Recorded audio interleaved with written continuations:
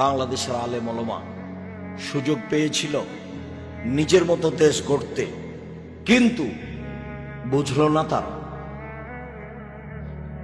নিজ নিজ স্বার্থে নেমে গেল।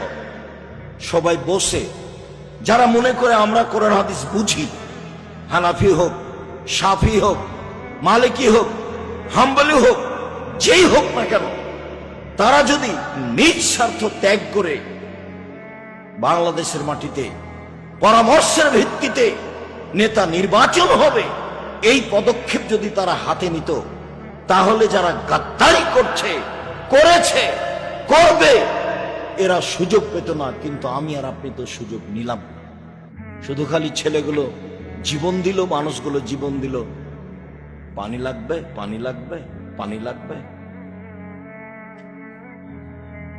সুযোগকে মাটির সাথে মিশিয়ে দিল। সবাই নিজ নিজ স্বার্থ নিয়ে চলল ধর্মের নামে।